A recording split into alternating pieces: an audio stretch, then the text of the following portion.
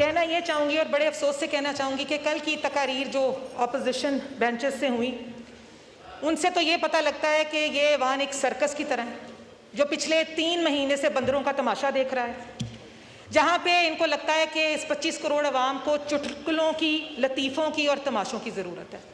लेकिन ऐसा हरगिज़ नहीं है। हमारी एज अ गवर्नमेंट हम पे बहुत बड़ी जिम्मेदारी है। गुर्बत, जो लोग हमारी यूथ नौकरियों के लिए जो धक्के खा रही थी पिछले 4-5 साल, इनकी बदौलत हमने उनसे वादे किए हैं और इंशाल्लाह as a government, as PD हम ये कोशिश करेंगे कि अपने वादों को तकमील तक पहुंचाएं।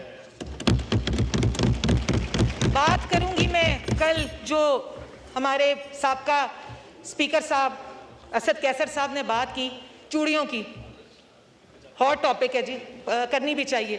और मैं भी कल बजट सैशन मुक्का ते चूड़ियां लैन चली गई, 3 साल पाइयां नहीं सन।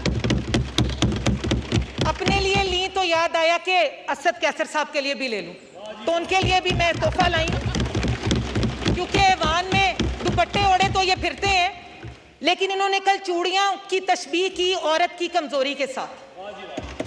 तो मुख्तसरन कहना चाहूंगी कि ये जो हाथ चूड़ियां पहनते हैं, बाय इलेक्शन डस्का का तो इनको याद होगा, और अपने जोरे बाजुओं पे जो इनका हशर करके अल्लाह के फजल के करम के साथ और डस्का की आवाम के वोट की ताकत के साथ मैं ये आई थी, इनके 14 तबक रोशन करके आई। इनकी तकरीरों से जो ये करते हैं फॉर्म 45 और 47 की, कभी लगता है कि गैरत शायद रूह अफ़ज़ा में घोल के पी गए हैं। इनको 2018 का इलेक्शन याद नहीं है, और डस्का का इलेक्शन जो इन्होंने बक्से चोरी किए वो भी एजाज अल्हम्दुलिल्लाह पीटीआई को हासिल है, हमें नहीं।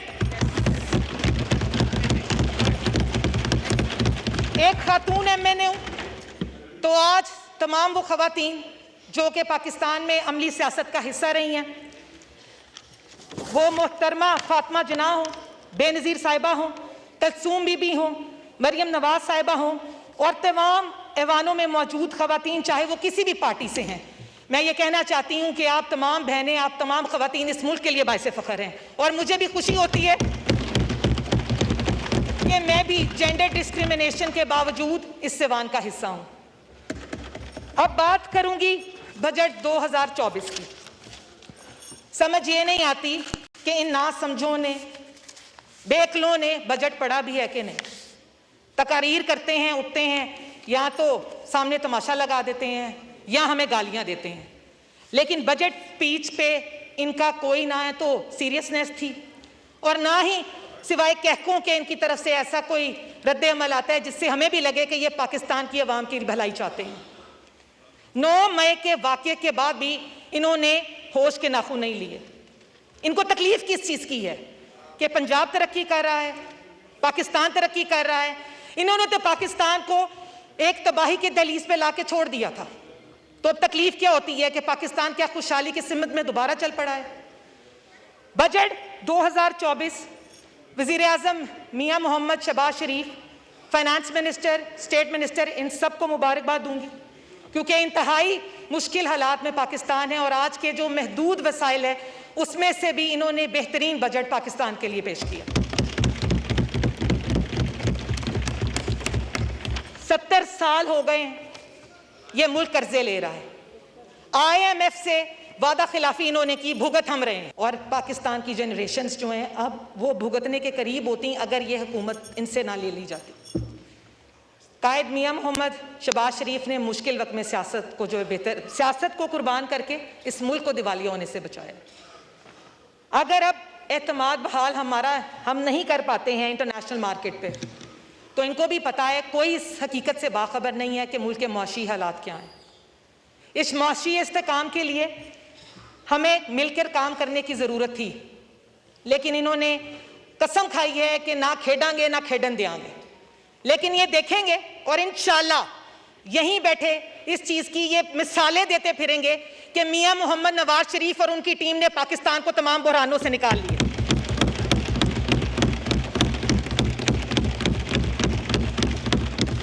बजट 2024 में खवातीन के लिए बिस्प में कामयाब और रिकॉर्ड जो है वो इस्तफा फंडिंग की गई है। महदूद वसाइल में डेवलपमेंट को शहबाज साहब ने जो फंड दिया है हम उसके भी उनकी तारीफ करते हैं। आईटी बिजनेस उन्होंने टैक्स फ्री किया है, इसके लिए भी स्टेट जो हमारे फाइनेंस मिनिस्टर हैं वो उनकी तारीफ के काबिल हैं। इसके अलावा यूथ प्रोग्राम्स, हेल्थ के लिए, एजुकेशन के लिए, ना सिर्फ फेडरल बल्कि पंजाब में जिस तरह मोहतरमा मरियम नवाज साहिबा काम कर रही हैं वो भी काबिल तहसीन है। इनको तकलीफ किससे है कि 10 साल एक सूबा इन्होंने खैबर पख्तूनख्वा चलाया, उनमें एक काम ये कर नहीं पाए। कोई इनसे एक इनका प्लान पूछ लें, प्रोजेक्ट पूछ लें, ये जवाब नहीं दे पाते। पंजाब में सस्ती रोटी भी की गई है, क्लिनिक्स ऑन व्हील्स भी चलाए गए हैं, उसका कर्जा भी कम किया गया। एक बुजदार था और एक इमरान खान, सिवाय इनके घर बैठने और गूंगा जब ये हो जाते हैं मुल्क की तरक्की की बात पूछें तो इनके पास करने को कुछ नहीं। लेकिन नौजवान नस्ल को वर्गला के पाकिस्तान और फौज के खिलाफ खड़ा इन्होंने जरूर कर दिया है। उससे हमें हासिल क्या हुआ है कि जब कहीं बाहर से कोई डेलीगेशन या यूनिवर्सिटी के स्टूडेंट्स यहाँ के वाहन में बैठते हैं, इनका अपना तमाशा शुरू हो जाता है। बहादुर ये इतने हैं कि मैं और मेरे साथ साथ जितने लोग इन ट्रेजरी बेंचेस में बैठे हैं, हम अब हुकूमत का हिस्सा नहीं बने, हम अब सियासत का हिस्सा नहीं बने। 50-50 साल से लोग जो हैं यहाँ से सियासत का हिस्सा है, मियां नवाज शरीफ के साथी हैं, और ये उठते हैं, इनके मुंह में जो आता है ये बकते और हमें गालियां देते हैं। लेकिन ये कब तक चलेगा जनाब स्पीकर? किसी की इज्जत ये करना नहीं जानते, वो खातून है या मर्द है। कल जो मस्ती खेल साहब ने यहाँ पे उठ के वाहियात और गुफ्तगू एक नाज़ाबिया की, उसके लिए भरपूर मजम्मत है, और मैं जनाब स्पीकर की भी शुक्रगुजार हूं जिन्होंने उनको पूरे सेशन के लिए सस्पेंड किया। अब बात यह है जनाब स्पीकर कि हमें सिर्फ इस मुल्क का सोचना है, इस 25 करोड़ अवाम का सोचना है, इसमें रहने वाले उन गुरबा का सोचना है, उन खवातीन का सोचना है, उन माजूरों का सोचना है जो कि हमसे उम्मीदें लगाए बैठे हैं। और मुझे पूरी उम्मीद है कि मियां मोहम्मद शहबाज शरीफ और मरियम नवाज साहिबा कायदे पाकिस्तान मियां मोहम्मद शहबाज शरीफ की उस गाइडेंस में इंशाल्लाह वो प्लान जरूर लेके आएंगे जो कि इस मुल्क की खुशहाली का बाइस बनेंगे। आखिर में मैं कुछ अशार अपने मुस्लिम लीग नून के शेरों के लिए और कायद मियां मोहम्मद नवाज शरीफ की नजर करना चाहूंगी, क्योंकि ये फॉर्म 47 के रटू तोते हर वक्त हमें सुनाते ही रहते हैं कुछ ना कुछ। आज ये भी सुने।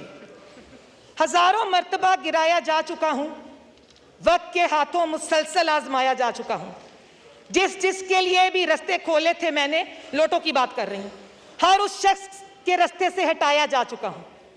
और आलम कुछ यूं हुआ मेरे फना होके फिर से उठने का, ये मैं अपनी पार्टी से चाहूंगी जरा सुन लें गौर से आप भी।